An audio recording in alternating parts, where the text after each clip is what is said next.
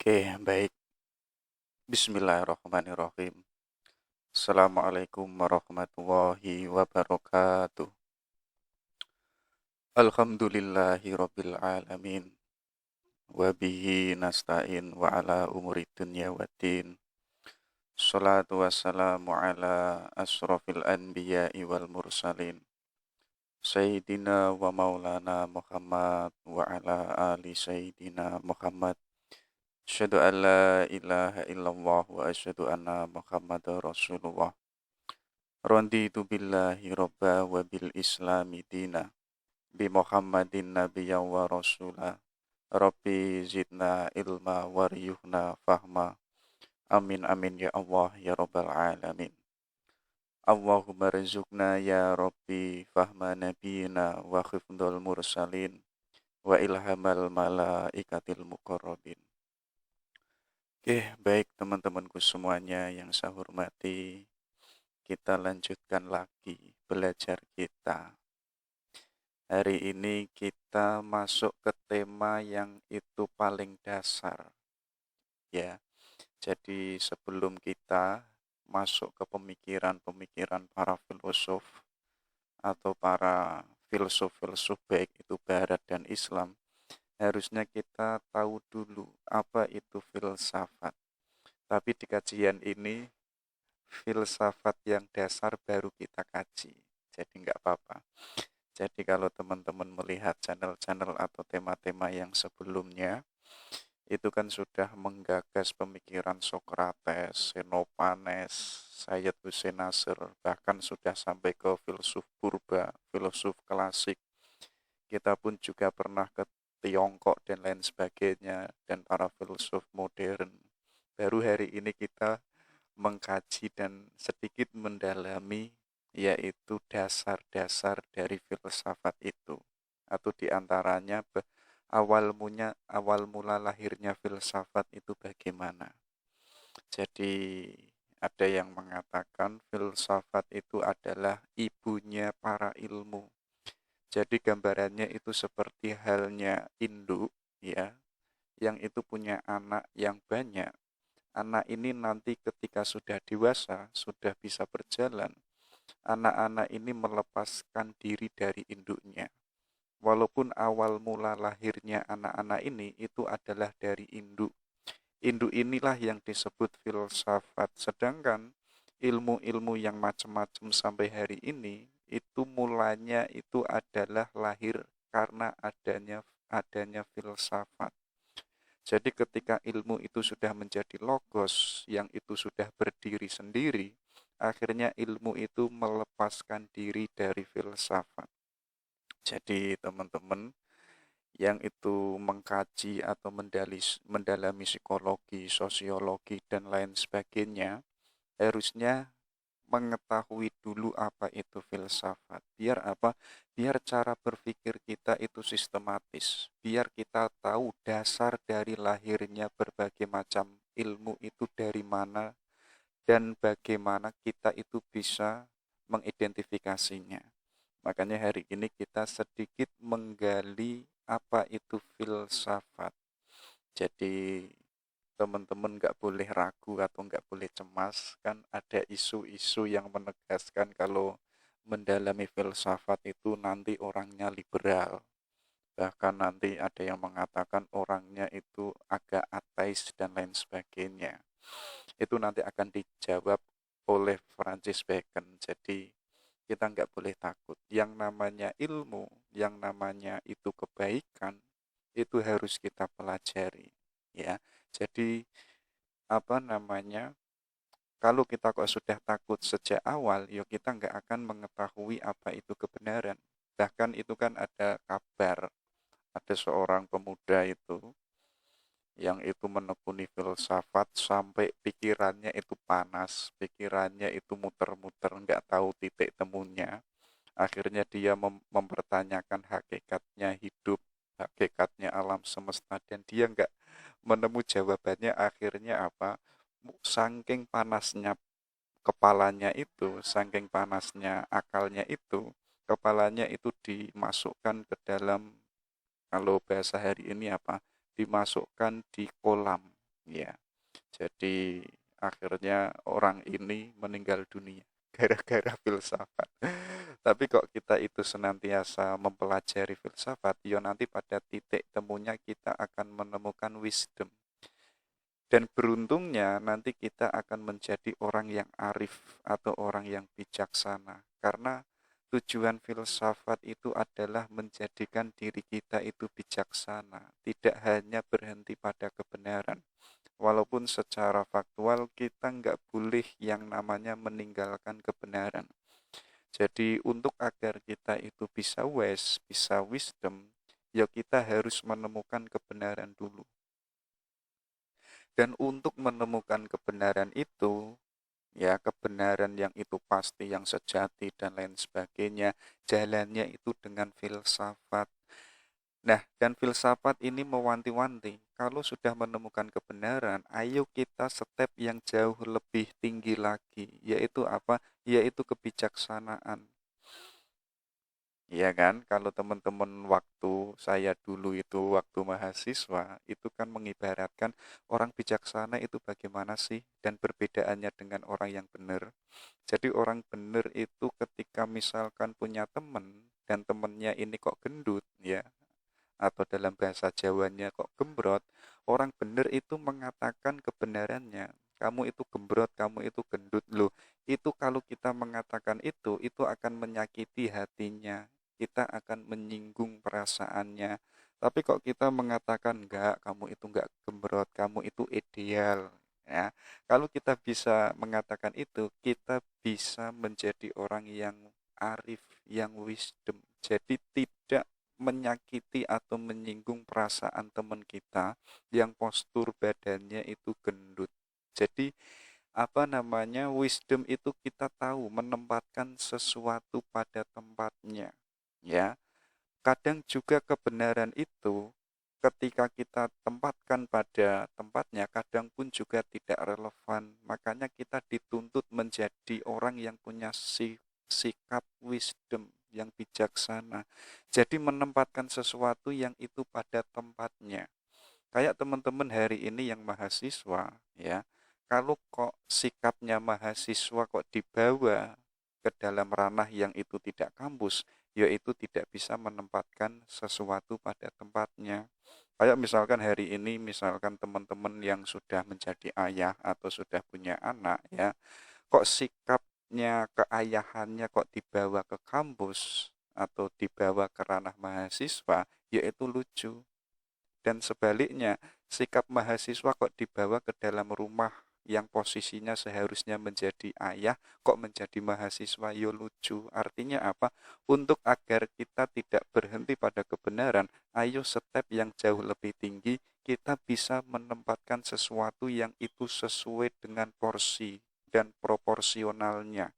Oh, kalau situasinya demikian, apa yang harus saya lakukan? Kalau situasinya tidak memungkinkan, apa yang harus saya ucapkan dan lain sebagainya. Itulah nanti yang dikejar oleh para filosof, walaupun belakangan nanti banyak sekali pemikiran-pemikiran yang itu lahir dari filsafat. Oke, itu pengantarnya ya. Coba kita lihat asal muasalnya, lahirnya filsafat itu bagaimana. Jadi di Yunani saat itu banyak sekali kebenaran-kebenaran yang itu tanpa dasar, yang sifatnya itu mitos, ya. Jadi mitos itu kepercayaan yang dibesar-besarkan oleh orang Yunani yang itu tanpa dipertanyakan, tanpa dikoreksi oleh akal. Kalau dalam bahasa sederhananya apa? Kita hanya meyakini saja tanpa kita mempertanyakannya. Kayak teman-teman meyakini bahwa nanti akan barokah. Coba ditanya, barokahnya itu kapan? Apakah 2 hari sebelum kiamat atau setelah kiamat? Loh, itu pun perlu diperjelas konteksnya. Jadi tidak hanya mengimani atau meyakini saja, tapi harus dikoreksi dengan akal.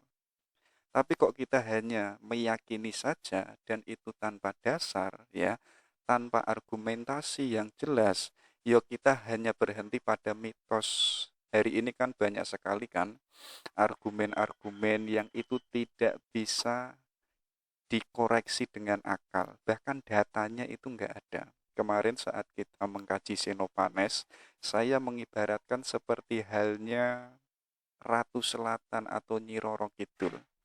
Bahkan sampai hari ini itu masih menjadi kepercayaan orang Jawa, ya, dan meyakini bahwa di pantai selatan itu ada penguasanya. Bahkan sejauh hari ini belum ada orang yang itu apa? Yang itu mengetahui keberadaannya Nyi Roro Kidul. Nanti kan perkembangannya apa? Perkembangannya Nyi Roro Kidul ini selendangnya itu hilang dan selendangnya warnanya itu biru. Akhirnya kepercayaannya masyarakat, kalau berenang di pantai selatan jangan memakai baju atau kaos biru, nanti dianggap selendangnya Nyi Roro Kidul. Akhirnya kan apa? Akhirnya kepercayaan itu menjadi turun-temurun dan dibesar-besarkan oleh masyarakat. Akhirnya apa? Akhirnya yang kita yakini dan keyakinan kita tanpa koreksi akal, tanpa kita mempertanyakannya.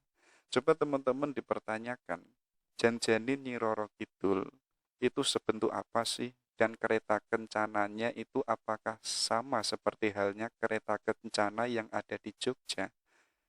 Nah, kalau itu sama dengan yang ada di Jogja, apakah mungkin kereta kencana itu bisa berjalan di atas laut?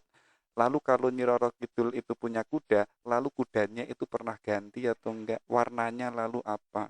Kalau warnanya putih, apakah hanya sebatas kuda warna putih? Kalau itu ada kuda, apakah nanti kudanya punya anak dan lain sebagainya? Artinya apa? Kita selalu mengejar dengan akal. Jadi tidak hanya sebatas meyakini adanya dongeng-dongeng cerita-cerita yang itu sudah kita dengar, yang sudah kita yakini sampai hari ini. Kalau kita hanya berhenti di situ, ya sudah kepercayaan kita itu sifatnya itu mitos, ya.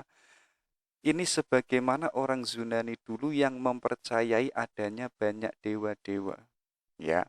Ada dewa Thor misalkan, kita kan me- mengenalnya seperti dewa petir, nanti ada dewa Medusa, Poseidon, ada dewa Ra yang ada di Mesir dan lain sebagainya.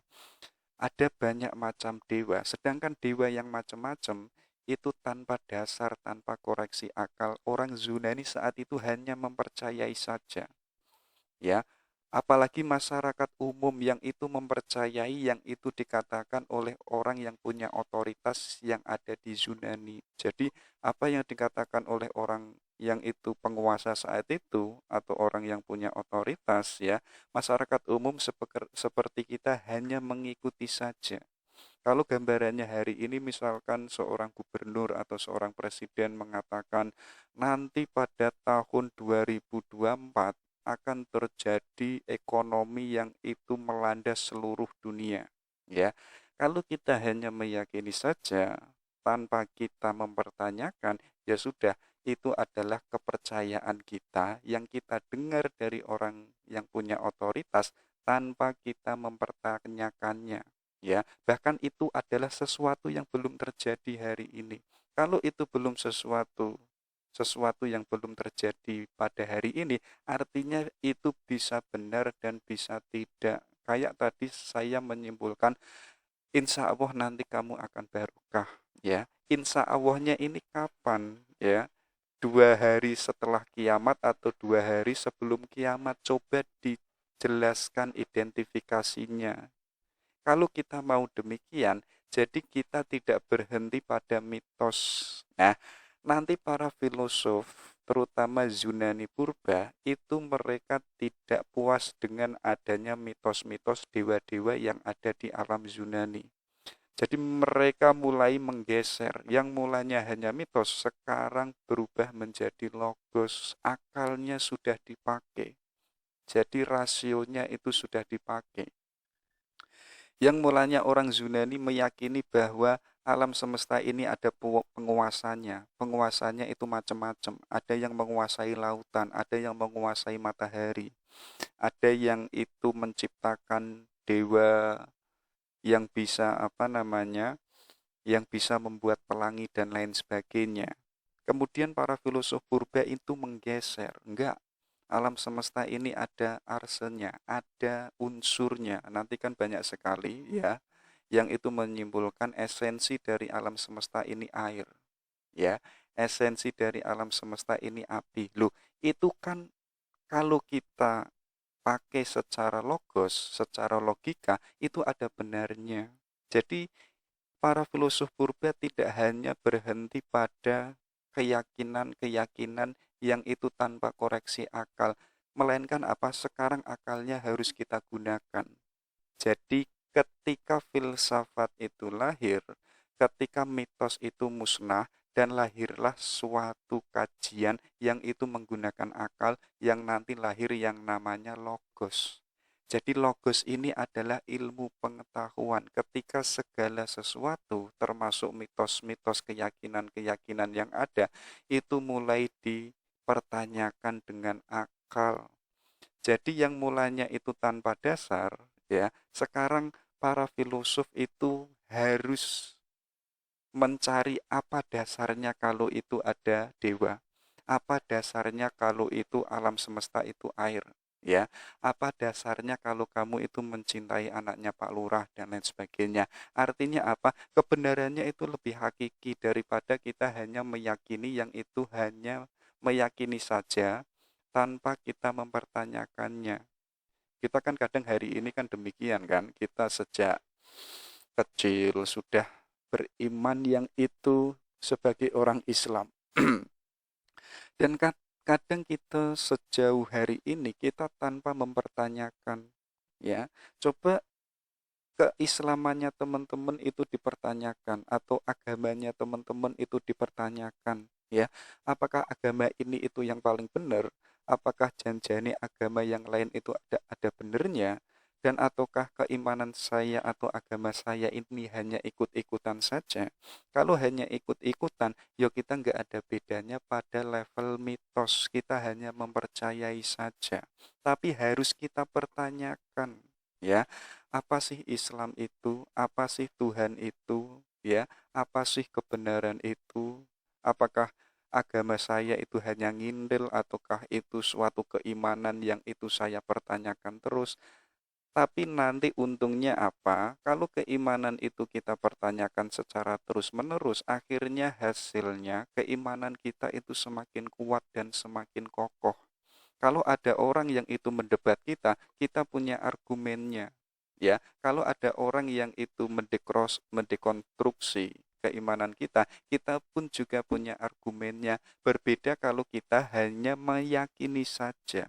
Kalau misalkan ada orang tanya, apakah Islam itu paling baik? Ya kalau kita tidak punya argumennya, ya kita dianggap oleh orang itu, kita itu orang Islam yang itu tidak serius Islamnya. Makanya kita harus menggunakan akal kita. Disitulah nanti cikal bakal lahirnya filsafat. Ketika apa? Ketika seluruh kepercayaan-kepercayaan yang itu tanpa dasar, tanpa koreksi akal, sekarang akalnya digunakan untuk mempertanyakan segala sesuatu yang ada. Lahirlah yang namanya logos. Jadi logos dalam bahasa Yunani itu adalah pengetahuan. Dan itu dianggap pengetahuan ketika itu dikoreksi dengan akal, ketika itu ada datanya, bisa dibuktikan secara faktual maupun secara logik. Kayak misalkan para filosof purba menegaskan esensi alam semesta ini adalah air. Loh, itu kan masuk akal juga. Kalau seandainya alam semesta ini kok nggak ada airnya, ya nggak ada kehidupan. Bahkan di dalam diri kita yang sebagai manusia, itu 75% isinya itu adalah air. Ya, di mulut kita ada air, di tangan kita ada air. Bahkan di otak kita pun juga ada airnya. Apalagi bahkan teman-teman itu hadir di alam semesta ini atau di atas bumi itu pun juga dari air dan lain sebagainya. Oke, itu ya. Itulah nanti asal muasalnya lahirnya filsafat ketika menggeser mitos menuju ke logos. Oke, kita lanjutkan. Ini loh, pintu gerbangnya filsafat itu ada tiga. Jadi teman-teman, kalau itu ingin masuk atau mendalami filsafat, harus punya karakter tiga ini. Jadi karakter pertama itu rasa ingin tahu. Yang kedua rasa takjub atau heran. Yang terakhir itu keterbatasan hidup. Jadi rasa ingin tahu ini sebenarnya adalah fitrah kemanusiaan kita. Jadi manusia kok hari ini nggak punya rasa ingin tahu, itu sebenarnya bukan manusia. Ya, karena sejak kecil kita itu rasa ingin tahunya itu sudah ada. Kayak anak kecil itu loh, itu kan sering bertanya. Misalkan tanya, Bu ini apa sih?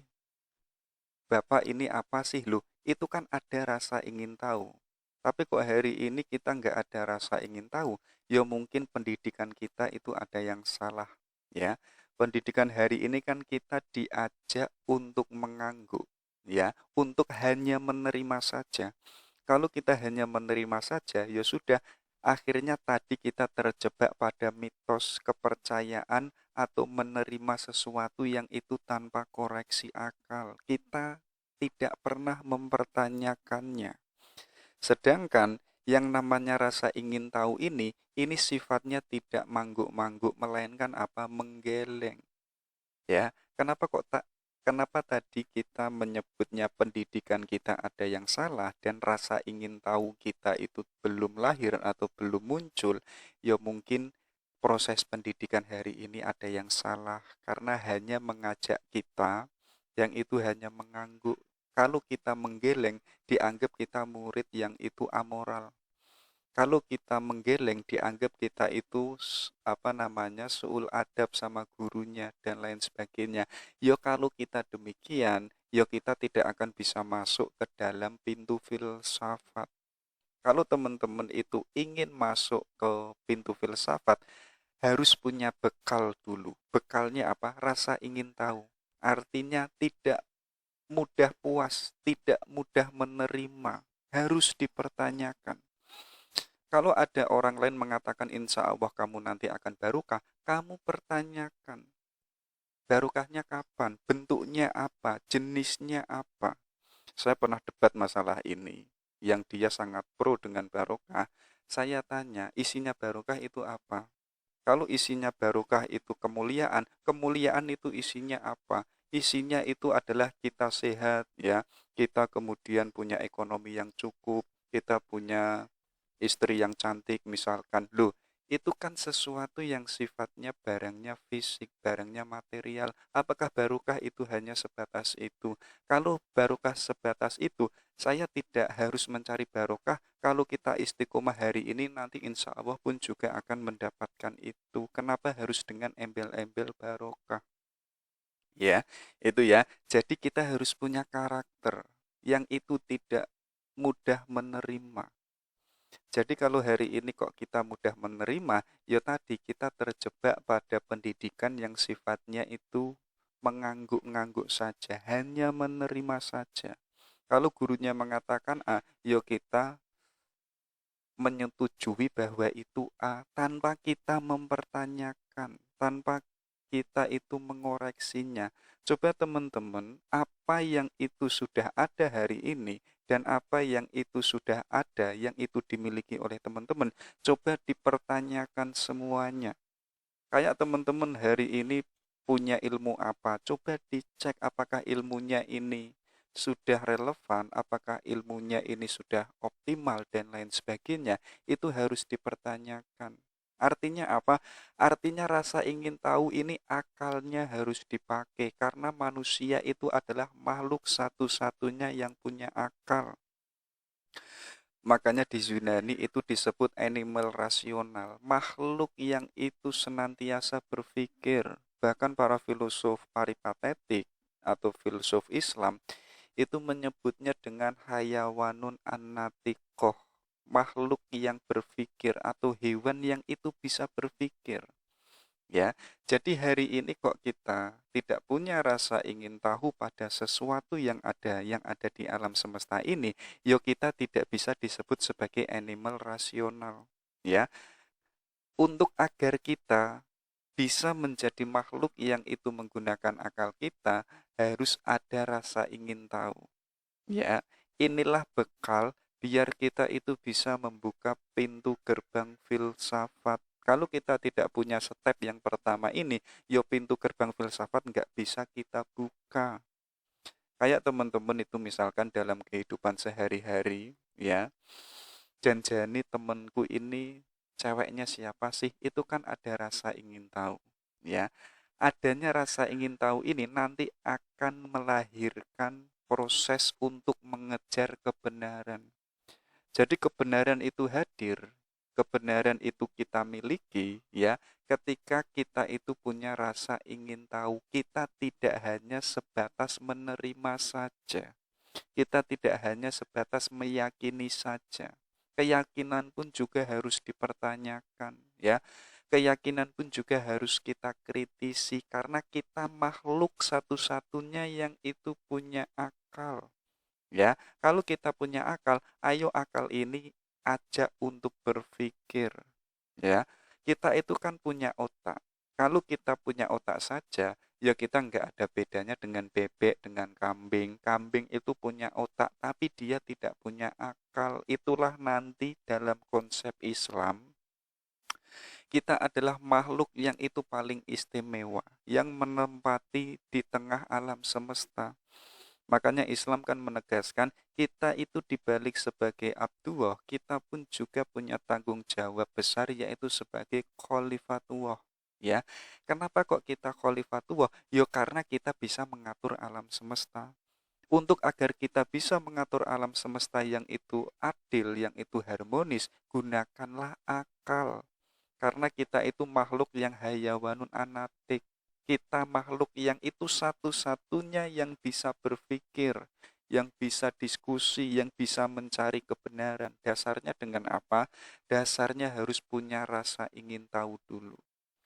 Itu yang pertama. Yang kedua apa? Kita harus punya karakter yang itu rasa takjub atau heran. Teman-teman kira-kira punya enggak? Misalnya takjub pada yang namanya ilmu pengetahuan, ya. Takjub pada yang namanya perempuan cantik, itu enggak ada soal. Takjub pada yang namanya terbitnya dan terbenamnya matahari. Loh, itu kan sesuatu yang itu mempesona, ya. Sesuatu yang itu kelihatan indah yang setiap hari hadir di sekeliling kita. Tapi pertanyaannya, kita itu takjub nggak dengan kejadian-kejadian yang ada di alam semesta?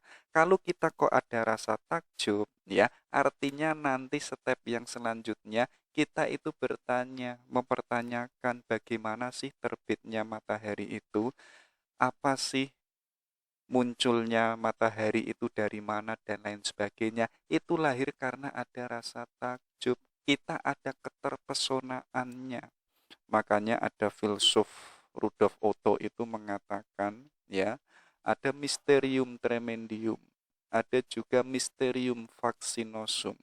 Jadi kita itu dibalik ada rasa takut, di sisi lain kita itu punya rasa keterpesona, kita itu kagum, kagum pada sesuatu yang ada di alam semesta ini, tapi pun kita ada rasa takutnya. Takut nanti kalau ada kejadian-kejadian yang itu tidak saya inginkan. Takut nanti masa depannya itu bagaimana dan lain sebagainya. Tapi di sisi lain kita itu terpesona dengan kehidupan yang ada di alam semesta ini. Nah, coba teman-teman dicek punya karakter yang kedua ini enggak?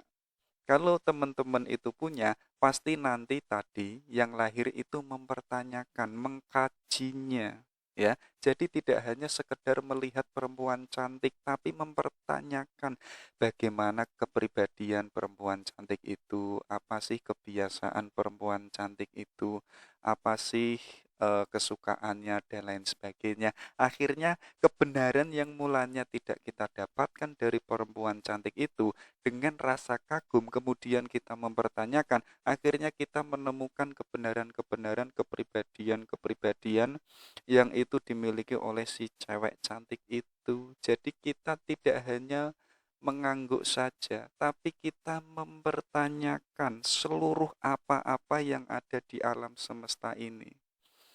Itu yang kedua. Yang ketiga apa? Manusia itu jangan salah. walaupun punya rasa ingin tahu, rasa takjub dan lain sebagainya, tapi manusia ini sadar bahwa dirinya itu terbatas, hidupnya itu terbatas. Dia tidak bisa menjangkau sesuatu yang ada di masa depan. Dia pun juga cemas, apakah kehidupan ini satu-satunya, apakah nanti ada kehidupan setelahnya, ataukah nanti di akhirat riwayatnya nasibnya bagaimana, itu pun dipertanyakan oleh manusia. Ya, jadi merasa bahwa kehidupannya itu terbatas, akhirnya manusia itu mencari makna, mencari nilai kehidupan. Jadi biar apa? Biar hidupnya itu yang mulanya itu terbatas. Ketika dia mencari nilai, ya kan? Mungkin nilainya itu menolong sesama manusia. Nilainya yang dikejar itu membuat karya sehingga bermanfaat untuk semua manusia dan lain sebagainya. Loh, itu yang mulanya kita menyadari hidup ini terbatas ketika kita punya jasa, punya kebaikan yang itu nanti akan dirasakan oleh semua orang, akhirnya kita bisa menjawab problem-problem keterbatasan hidup kita. Akhirnya apa? Akhirnya kita itu bisa tidak hanya hidup yang itu kecemasan keterbatasan itu, melainkan apa? Melainkan kita membuat nilai, membuat makna-makna hidup ini. Jadi dengan adanya kesadaran manusia yang itu hidupnya terbatas, akhirnya dia ingin mencari sesuatu yang tidak terbatas. Disitulah lahir yang namanya filsafat, ya. Jadi apa? Yaitu menjawab berbagai macam problem yang itu dijalani oleh manusia. Oke, itu ya. Jadi kalau kita punya karakter ini, pintu filsafat yang mulanya tertutup sekarang sudah bisa kita buka. Jadi kalau sudah kita membuka, jangan kita hanya membukanya saja, tapi kita harus memasuki alam ranah filsafat yang itu nanti teman-teman akan merasakan berbagai macam banyak pemikiran, berbagai macam banyak kasanah kebenaran-kebenaran yang sangat banyak sekali, ya. Jadi teman-teman hanya rasakan saja keindahan-keindahan ketika sudah masuk ke dalam dunia filsafat, ya. Jadi hidup ini nanti akan indah. Hidup ini yang mulanya nanti tidak kelihatan mempesona, nanti akan kelihatan mempesona. Kita akan bisa membaca kehidupan yang itu tampak lebih jelas. Yang mulanya mungkin tidak kelihatan, yang mungkin kelihatannya itu samar-samar, dengan kacamata filsafat ini, ya, dengan tiga karakter ini, kita akan melihat alam semesta dengan kacamata yang jelas. Oke, itu ya.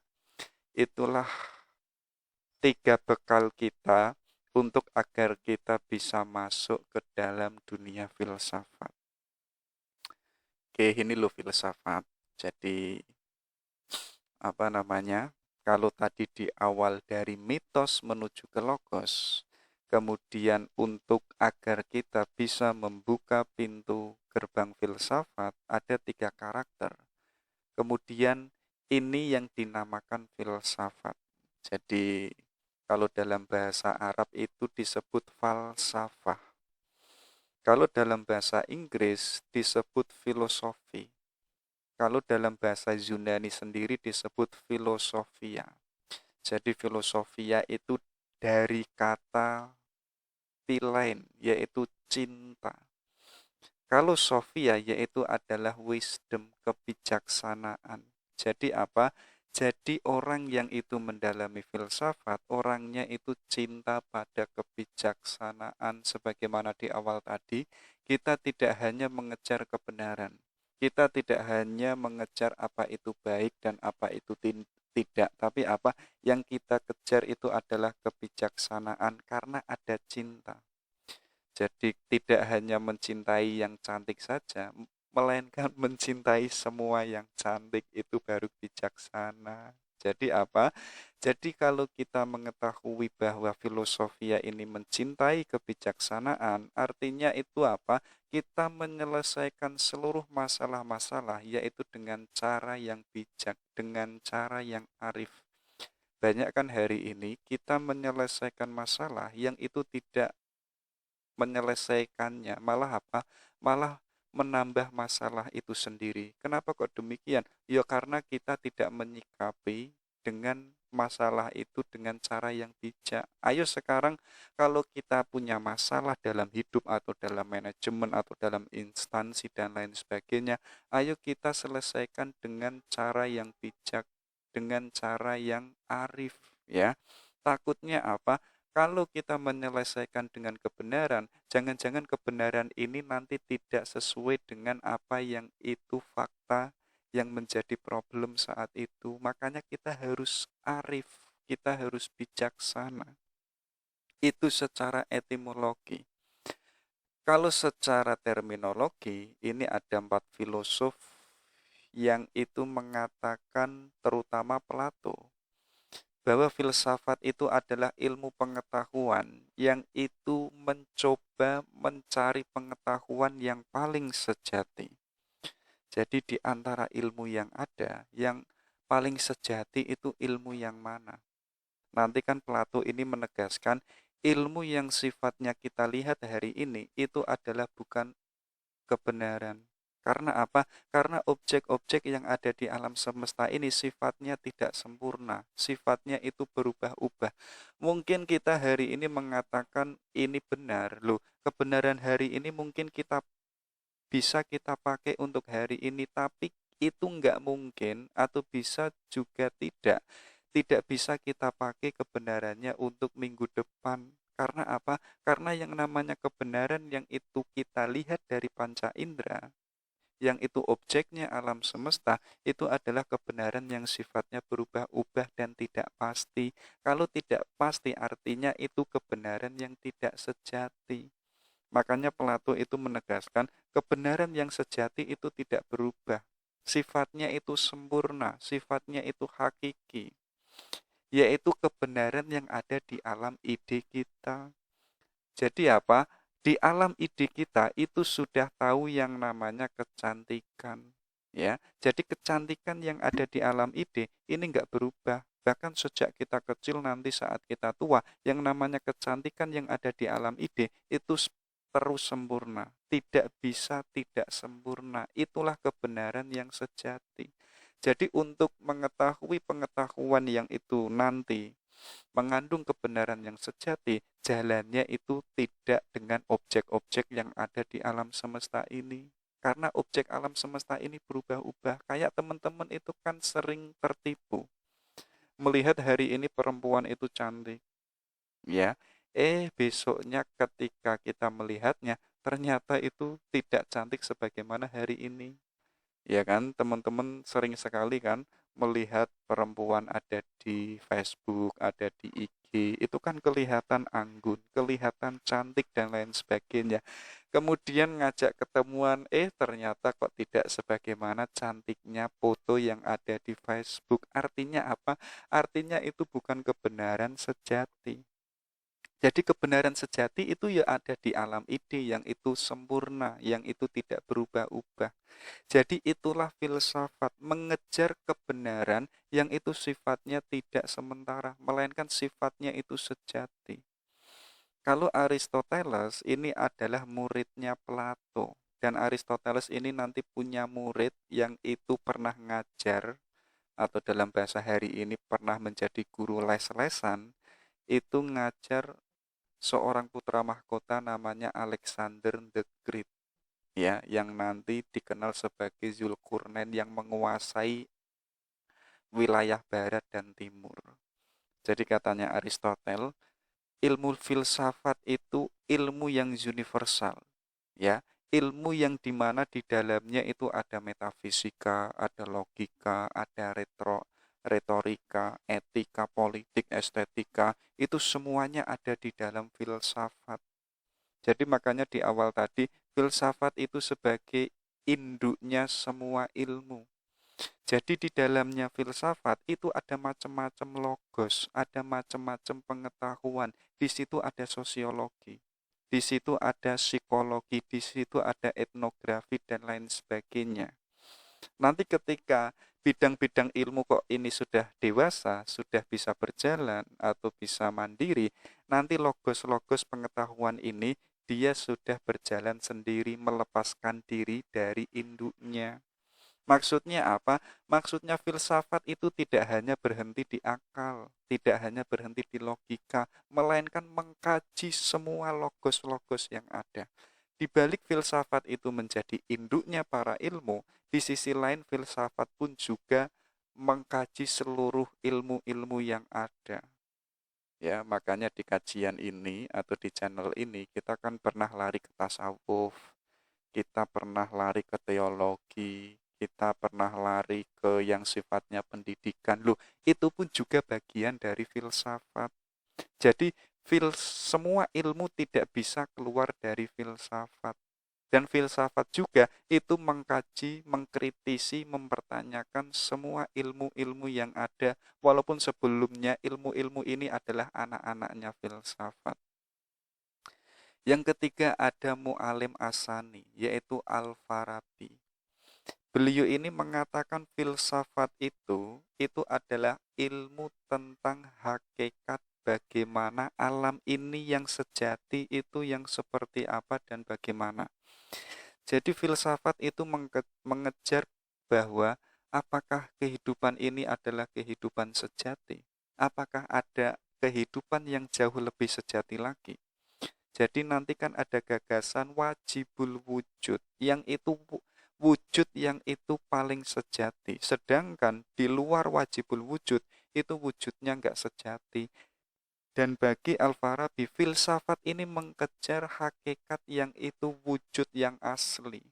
Kayak teman-teman hari ini saya lihat itu kelihatan cantik. Loh, wujudnya itu asli cantik atau enggak? Atau jangan-jangan wujudnya itu bisa berubah? Kayak teman-teman saya melihat kayaknya si A ini kelihatan soleh, kelihatan istiqomah ya. Itu kan secara fakta saya lihat. Tapi 2 hari yang akan datang, saya melihatnya kok sholat duha dan sholat subuhnya kok bersamaan. Ya artinya itu wujud yang saya temukan, itu bukan wujud kesolehan yang asli. Jadi mengejar hakikat yang sebenarnya. Kayak teman-teman mempertanyakan, aku ini yang sebagai manusia, hakikatnya itu apa? Ya, hakikatnya itu mau kemana? Dan lain sebagainya. Kalau René Descartes, jadi René Descartes ini seorang filosof yang dikenal bapak filsafat modern. Kita pun juga pernah mengkajinya. Beliau ini mengatakan filsafat ini menyelidiki pertama Tuhan, yang kedua alam, yang ketiga manusia. Jadi kalau kita rinci, ya, ada objek besar yang ini melingkupi seluruh isi alam semesta, dan objek itu hanya 3, yaitu Tuhan. Jadi ketika filsafat itu mengkaji Tuhan, jadi Tuhan itu dijadikan objek, dikritisi, dipertanyakan. Makanya nanti kan di filsafat pemikiran-pemikiran ada yang itu tema judulnya teodisi. Ya, itu kan menggali keberadaan Tuhan, kemudian melihat fakta-fakta yang ada di alam semesta. Jadi katanya agamawan, Tuhan itu maha baik, tapi kok di alam semesta ini ada bencana, ada orang sakit yang itu sampai meninggal dunia, manusia manusia itu malah bunuh-bunuhan. Lu katanya Tuhan itu baik, tapi kok ada kerusakan-kerusakan ada di alam semesta. Akhirnya lahir pemikiran yang disebut teodisi. Jadi teo itu dari kalimat Yunani yang itu disebut Tuhan. Disi itu adalah kejahatan. Jadi kejahatan Tuhan. Nanti ketika filsafat ini juga mengkaji alam atau nature, lahir yang namanya lahir yang namanya seperti aliran naturalisme dan lain sebagainya. Kalau mengkaji manusia, lahir yang namanya humanisme, sosiologi, psikologi, dan lain sebagainya. Jadi ada 3 objek besar ketika dikaji oleh filsafat, nanti 3 objek besar ini melahirkan cabang-cabang ilmu yang banyak. Ketika filsafat mengkaji Tuhan, lahir yang namanya teologi, lahir yang namanya teosofi, lahir yang namanya teodisi dan lain sebagainya. Dan ketika filsafat ini menjadikan objek itu manusianya, lahir yang namanya psikologi, lahir humanisme dan lain sebagainya. Jadi apa? Tuhan Allah manusia ini adalah dijadikan objek yang itu dipertanyakan atau diselidiki oleh filsafat. Itu katanya Descartes. Itulah yang disebut filsafat. Jadi tadi ya, jadi kita kalau sudah masuk gerbang pintu filsafat, ayo kita perdalami secara dasar apa itu filsafat. Kalau filsafat itu mengajak cinta terhadap kebijaksanaan, yuk kita harus menjadi orang yang bijaksana. Ya, di antaranya apa? Di antaranya kita itu senantiasa menggunakan akal kita untuk mempertanyakan sesuatu yang ada, biar kita menemukan hakikat yang itu sejati, kebenaran sejati, hakikat yang itu paling asli. Itu ya. Kalau ini objeknya filsafat. Jadi ada objek material dan ada objek formal. Kalau objek material, filsafat itu mengkaji sesuatu yang itu tidak nampak, sekaligus mengkaji yang nampak juga. Makanya apa? Filsafat itu tidak hanya berhenti yang itu dapat diindra, melainkan filsafat pun mengkaji sesuatu mengkaji sesuatu yang itu tidak bisa dijangkau oleh indera. Artinya apa? Filsafat dalam ranah material, dia tidak hanya berhenti pada yang sifatnya fisik, melainkan mengkaji yang sifatnya itu metafisik. Nah, ketika filsafat ini sudah masuk ke metafisik, filsafat ini mengkaji eskatologis, yaitu mengkaji Tuhan, mengkaji surga, neraka, atau alam-alam yang ada di balik alam semesta ini. Jadi apa? Jadi mengkaji yang itu tidak apa yang kita lihat, tapi mengkaji yang itu tidak bisa kita lihat. Itu tugasnya filsafat juga. Yang kedua apa? Yaitu objek formal. Jadi apa? Mempelajari yang itu dari sudut pandang keilmuan. Jadi ilmunya ini sudah terpisah dari filsafat, sudah mandiri. Ada ilmu biologi, ada ilmu pendidikan, ada ilmu psikologi. Kemudian filsafat ini mengidentifikasi, ya, bagaimana mempelajari hewan-hewan. Kalau dalam ranah pendidikan, bagaimana menjadi guru yang baik, bagaimana menjadi guru yang bijaksana, siswa yang baik itu seperti apa, materi pelajaran yang pas itu bagaimana, kemudian dievaluasi, ya.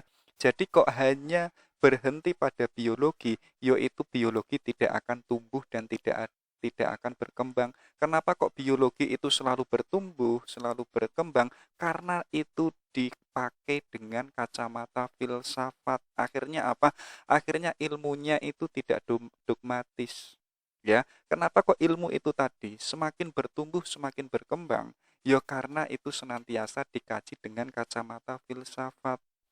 Tapi kok seandainya ilmu yang hari ini sudah ada, tanpa kita pertanyakan, tanpa kita kritisi, tanpa kita uji, ya akhirnya ilmu itu menjadi dogma. Kalau itu menjadi dogma, ya sudah, tutup buku, taruh di bawah lemari. Artinya nggak usah dipertanyakan lagi. Karena kalau ada orang yang mempertanyakan itu dianggap su'ul adab dan lain sebagainya. Tapi filsafat itu tidak demikian, melainkan selalu mengkajinya. Biar pendidikan ini semakin bertumbuh, biar ekonomi itu semakin baik, biar biologi ini semakin berkembang dan lain sebagainya. Jadi objek formal ini apa? Yaitu yang mulanya ilmu itu sudah berdiri, sudah melepaskan dari filsafat, tapi filsafat itu masih ikut campur. Biar apa? Biar ilmunya itu tidak mandek, biar ilmunya itu tidak selesai. Jadi kalau ada hari ini ilmu itu selesai, artinya ilmu itu tidak tersentuh oleh filsafat. Ya, coba teman-teman dicek apa sih hari ini yang itu selesai. Kalau ada yang mengatakan itu harga mati, ya, dan itu sudah final, ya artinya filsafat itu nggak boleh masuk. Ketika filsafat itu masuk, maka dia akan dikritisi habis-habisan. Ya, itu objek kajian filsafat. Kita lanjutkan. Ini loh ciri-cirinya filsafat. Ya, bagaimana sih cirinya orang yang itu mikir, yang mikirnya itu filosofis. Yang pertama itu menyeluruh. Jadi tidak hanya sebatas tadi apa yang kita lihat, tapi kita pun juga mengkritisi, menggali sesuatu yang itu tidak bisa ditangkap oleh panca indera. Jadi apa? Jadi cirinya kita itu tidak hanya membatasi diri. Jadi hari ini kan kita kadang berpikir yang itu kan kita sudah mematok yang namanya dogma ini. Akhirnya kita mau keluar dari situ ada rasa cemas, ada rasa takut. Karena kita merasa sudah benar di sini, sesuai dengan dogma apa yang kita yakini. Tapi bagi filsafat, orang yang itu mau berpikir filsafat, dirinya itu tidak membatasi diri, melainkan semua label-label, semua dogma-dogma itu dilepas.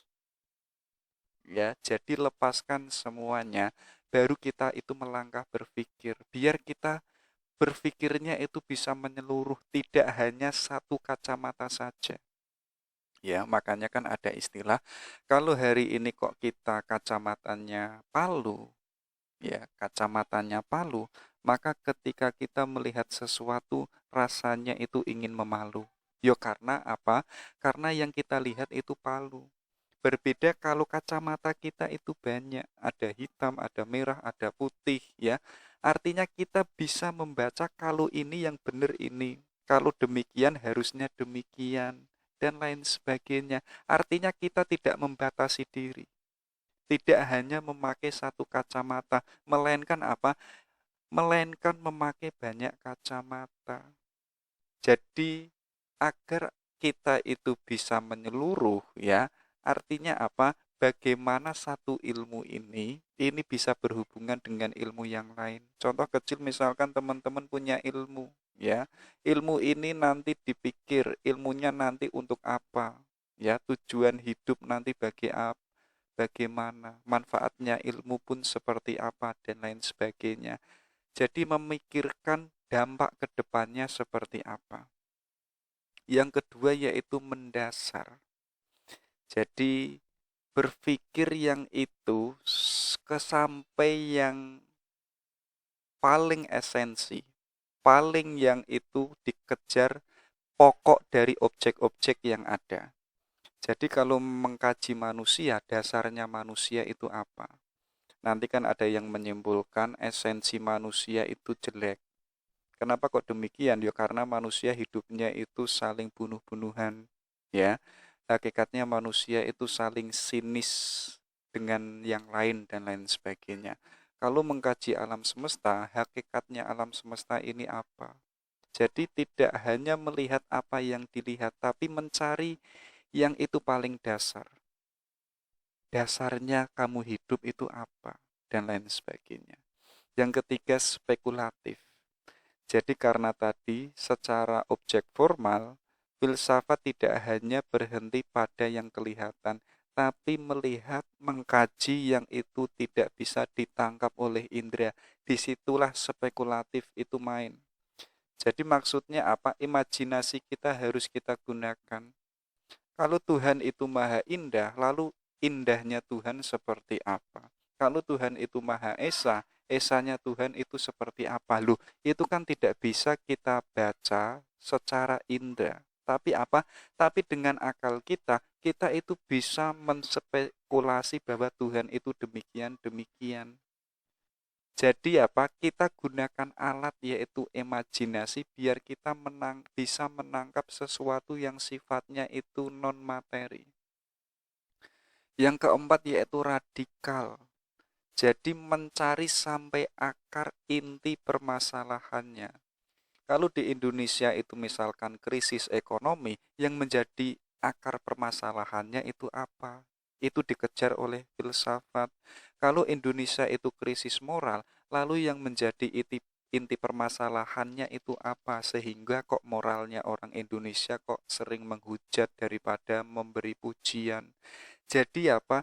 Berpikir yang itu sampai akar-akarnya, tidak hanya sebatas menerima. Kalau kita hanya sebatas mengangguk, ya kita tidak bisa berpikir secara radikal. Biasanya radikal ini disalah tafsirkan, ya. Kita boleh berpikir radikal, kita boleh punya ide-ide yang radikal, tapi yang namanya moral atau perilaku kita itu nggak boleh radikal. Yang namanya perilaku dan akhlak kita itu harus santun, itu harus lembut, ya, itu harus kelihatan indah, tapi yang namanya pemikiran dan ide-ide yang ada di akal kita itu harus radikal. Itu ya. Kemudian ada sistematik dan metodis. Artinya kita berpikirnya itu tidak loncat-loncat, tidak kontradiktif, ya. Kita mikirnya punya kesimpulan ini, loh, besok kok kesimpulannya kok sudah berbeda. Ya kita kontradiktif. Kita ketika memakai kacamata filsafat, kita itu dituntut berpikir yang sifatnya itu sistematik. Jadi saling keterhubungan. Biasanya kalau orang itu suka filsafat, biasanya logikanya itu main. Nah, logika inilah yang itu mengajarkan kita cara berpikir yang benar, cara berpikir yang itu sistematis. Yang terakhir bebas, ya. Bukan berarti liberal. Liberal pun juga nggak apa-apa, tapi bertanggung jawab, ya. Jadi mau mengkaji ini, mempelajari itu, mendalami yang lain, itu silahkan. Kita punya kebebasan untuk mendalami sesuatu yang itu menjadi kesukaan kita. Tapi apa? Jangan lupa tanggung jawab. Ya, kalau kita bebas mikir dan kita menemukan kebenarannya, ya kita berani bertanggung jawab. Tapi kok kita hanya asal-asalan saja, kayak tadi kita hanya ngindel, hanya mangguk-mangguk saja, ya kita nggak berani bertanggung jawab. Karena apa? Karena kita belum menemukan atau kebenaran kita itu hanya ngindel. Oke, itu ya. Itulah 6 cirinya filsafat. Jadi kalau teman-teman itu mau berpikir filsafat, harus berpikirnya itu menyeluruh, mendasar, spekulatif, radikal, sistematik, dan bebas mikir. Ada juga yaitu macam dan tugasnya filsafat. Jadi pertama teman-teman harus membedakan filsafat yang itu sebagai alat berpikir dan filsafat yang itu sebagai produk pemikiran. Kalau produk pemikiran itu sangat banyak sekali. Ada filsafat humanisme, eksistensialisme, ada yang namanya filsafat peripatetik, ada filsafat yang itu ateisme dan lain sebagainya. Loh, itu semuanya adalah produk filsafat. Ya, kalau itu produk artinya itu sudah menjadi haknya seorang filosof yang menemukan kebenaran, ya. Jadi kita harus membedakan, tapi kita dituntut filsafat yang itu sebagai alat berpikir. Kita gunakan akal kita. Jadi akal kita itu untuk menemukan kebenaran. Jadi bedakan antara produk dan metodologi. Kalau metodologi ini alat untuk menemukan kebenaran. Kalau itu produk pemikiran, itu sudah benar. Dan kita dengan alat berpikir ini, kita bisa mengoreksinya. Kita tidak hanya menerimanya saja. Selanjutnya tugasnya filsafat yang pertama itu apa? Yang pertama itu clarifying konsep. Jadi konsep-konsep yang sebelumnya itu enggak jelas, yang sebelumnya itu masih samar-samar, ayo tugas kita memperjelas konsep. Keadilan yang kemarin kita yakini adil, itu sudah jelas adil atau belum? Kayak keindahan yang sudah kita yakini, apakah itu sudah jelas atau belum? Kalau belum jelas, ayo kita clarifying konsep. Kita jelaskan lagi konsepnya. Itu tugas kita yang sudah masuk dalam dunia filsafat. Banyak kan hari ini, komen-sen yang kita terima, itu kan konsepnya nggak jelas. Ketika kita ditanya, kita sulit untuk menjawabnya. Itu menunjukkan apa? Konsep yang kita miliki itu belum jelas. Makanya sekarang ayo kita memperjelas konsep. Kalau itu adil, adil yang seperti apa? Kalau itu baik, baik yang seperti apa? Kemudian apa? Mengkritisi konsep. Karena banyak sekali konsep-konsep yang sudah ada, itu pun juga layak untuk kita kritisi. Bahkan dari manapun dan dari siapapun, kebenaran yang ada, konsep yang ada, itu pun juga layak untuk kita kritisi. Jadi kita mengkritisi hari ini kok dianggap dosa, itu adalah katanya orang bodoh. Yang namanya mengkritisi itu absah-absah saja. Biar apa? Biar pengetahuan itu semakin berkembang. Kayak tadi misalkan psikologi kok itu sudah mandiri, kok dibiarkan saja. Yuk ilmu psikologi ini nggak berkembang.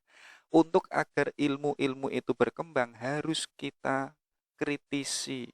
Makanya kan apa namanya, tesis yang baik itu adalah tesis yang membantah tesis yang sebelumnya. Kalau teman-teman ini membuat tesis, tesisnya kok biasa-biasa saja, tidak mengkritisi tesis yang sebelumnya, tidak mendekonstruksi apa namanya, tidak mendekonstruksi tesis yang sebelumnya, yaitu tesis yang itu standar-standar saja, ya. Jadi tesis yang baik yang itu layak dianggap apa namanya tesis yang baik ketika tesis ini mendekonstruksi penemuan-penemuan yang sebelumnya. Disitulah ilmu itu berkembang. Kalau kita sudah mengkritisi, sekarang kita membuat argumen. Ya, kalau kamu itu tadi mengkritisi tentang I, lalu argumenmu itu apa? Biasanya hari ini kita itu absurd. Kita setuju dan tidak setuju ketika ditanya, kalau kamu setuju argumenmu apa? Dia nggak punya argumen. Kalau kamu tidak setuju, argumenmu apa? Yo juga sama, nggak punya argumen. Yo artinya apa? Artinya setuju dan tidaknya itu apa? Yaitu konsepnya nggak jelas. Makanya pertama tadi kita harus memperjelas konsep, ya. Kemudian kita kritisi konsep-konsep itu. Kalau sudah, antara kita setuju atau tidak, baru kita membuat argumen. Argumen ini apa? Kita punya dasarnya, kita punya dalilnya. Kalau saya tidak setuju dengan NKRI, dalilnya ini, problemnya ini, efeknya ini, dan lain sebagainya. Disitulah konsep kita itu kuat. Disitulah mindset kita itu pun juga kuat. Jadi kita tidak hanya ngindel saja. Itulah tiga yang menjadi tugasnya filsafat. Ada juga yaitu objek filsafat yang itu ranah ontologi. Kita pun juga sudah membahas ini. Jadi saya bacakan sedikit ya. Jadi ontologi itu membicarakan sesuatu yang ada dan yang mungkin ada. Ya. Jadi ontologi ini kan mengkaji yang ada. Ada yang itu kelihatan, ada yang itu tidak kelihatan, ada yang itu mungkin ada, yang mungkin juga bisa tidak ada, itu pun juga ada. Kayak teman-teman hari ini, aku ini dalam mimpiku tadi ketemu dengan mantan. Loh, itu ada di dalam mimpi. Kayak hari ini teman-teman, aku ini punya pacar loh ya, tapi pacarnya itu ada di alam ide. Itu pun juga ada di dalam ide. Jadi ada ini pun sebagai objek filsafat. Nanti ontologi ini lahir yang namanya aliran terutama supernaturalisme. Jadi mengatakan yaitu semuanya itu sudah ditentukan oleh Tuhan. Kayak teman-teman kenapa hari ini duduk di mahasiswa itu sudah ditentukan oleh Tuhan. Kayak teman-teman hari ini misalkan wajahnya kok pas-pasan saja, yaitu sudah takdirnya Tuhan. Yang kedua ada yaitu naturalisme atau materialisme. Ini meyakini sesuatu kebenaran yang itu sifatnya materi. Kalau di luar materi itu tidak dianggap sebagai kebenaran. Itu dianggap sebagai meaningless, omong kosong. Percuma teman-teman ngomong yang goib-goib, yang eskatologis itu tidak ngefek pada kehidupan, itu nggak ada untungnya. Ya, kenapa kok naturalisme ini dasarnya materi? Karena materi ini lebih menguntungkan. Kenapa hari ini ilmu sains itu berkembang? Ya karena dasarnya itu materialisme. Kalau kok teman-teman mengkajinya Tuhan, surga, neraka, lu itu tidak akan mampu memajukan teknologi dan sains hari ini. Ada juga yaitu apa sih kegunaan kita ketika mempelajari ontologi. Jadi kalau kita step pertama yang itu tahu ontologi, yang mengkaji yang ada, kita itu bisa memilih ini loh objek yang harus kita kaji. Kalau manusia, ya sudah kita dalami manusia. Oh, ini ranahnya adalah ekonomi. Oh, ini ranahnya adalah politik. Oh, ini ranahnya adalah sosial. Jadi kita itu dapat memilah-milahnya. Mana yang itu tepat. Yang kemudian apa? Kajian keilmuannya itu semakin jelas. Jadi kalau ranah humanisme ya cukup humanisme, jangan dicampur politik, jangan dicampur eskatologis, ya. Kalau kita campur-campur biasanya kita nggak tahu ontologi. Yang ketiga apa? Memudahkan kita untuk melakukan penelitian. Oh, objeknya ini. Oh, ranah yang kita teliti ini. Jadi kita tahu apa yang kita teliti dan kita tahu memilah-milihnya. Itu ontologi.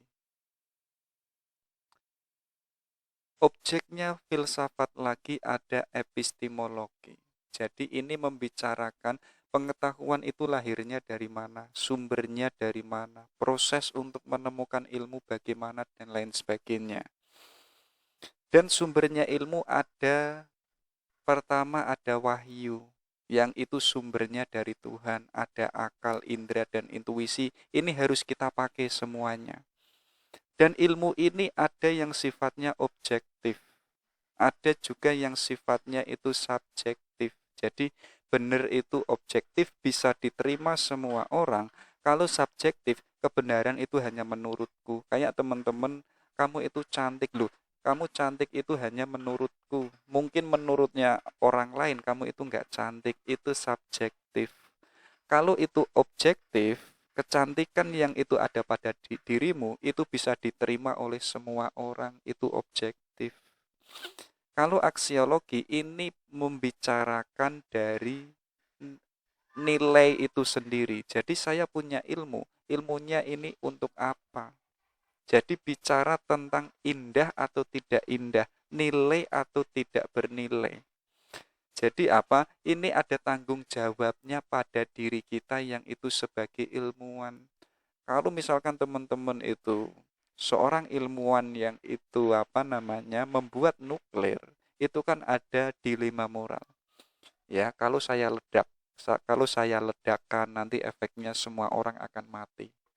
Kalau tidak saya ledakkan itu negara sudah genting mau kalah. Jadi harus kita bisa memilih karena itu tanggung jawab sosial kita sebagai seorang ilmuwan. Jadi apa? Ilmu itu harus mengandung estetika, mengandung nilai. Oke, itu ya. Ini kayaknya sudah kita kaji. Oke, ini katanya Francis Bacon. Ini sebagai penutup. Jadi katanya beliau, sejumlah kecil filsafat itu mengarah pada ateisme. Tetapi jumlah yang lebih besar itu membawa kita kembali pada Tuhan. Makanya banyak kan belajar filsafat itu menyesatkan. Jadi menyesatkan kita pada jalan yang benar. Sebagaimana katanya Bacon, yaitu apa? Belajar filsafat itu ada beberapa orang yang itu menjadikannya ateis, tapi dalam jumlah yang sangat besar itu malah mengantarkannya pada wilayah ketuhanan. Artinya kita nggak boleh takut untuk belajar filsafat. Ya, mungkin hari ini kita belum menemukan Tuhan, tapi kita jangan berhenti belajar. Ya, nanti kalau kita proses belajar terus, insya Allah kita akan ketemu Tuhan yang sebenarnya. Mungkin Tuhan yang hari ini adalah Tuhan yang itu berupa konsep, Tuhan yang itu menurut kiai, menurut ustadz, itu bukan Tuhan. Tapi kok kita belajar terus, oh nanti kita akan menemukan ini lu Tuhan yang sebenarnya. Itu katanya Francis Bacon. Oke, ini katanya Socrates. Jadi beliau ini bilang, the only true wisdom is in knowing you know nothing. Jadi satu-satunya kebijaksanaan mengetahui bahwa kamu itu nggak tahu apa-apa. Jadi apa? Kebijaksanaan ketika kita itu sadar di luar sana ada banyak ilmu, ya, dan kita menyadari hakikatnya diri kita itu nggak tahu apa-apa. Jadi Socrates ini ingin mengajak, ayo kita menjadi orang yang itu nggak sombong. Ayo kita menjadi orang yang itu senantiasa tawanduk, walaupun kita punya ilmu, tapi tetap katakanlah bahwa aku ini nggak tahu apa-apa. Ya, karena masih ada banyak ilmu yang itu belum saya ketahui. Kalau kita bisa demikian, itulah kita yang disebut wisdom, kita orang yang bijaksana. Tapi kok kita hari ini merasa tahu dan merasa bisa, ya, itu artinya kita orang sombong, kita orang angkuh. Oke, itu dari Socrates. Ada lagi nggak kira-kira? Oh, sudah. Oke, baik itu ya. Itu pengantar filsafat. Semoga bermanfaat. Assalamualaikum warahmatullahi wabarakatuh.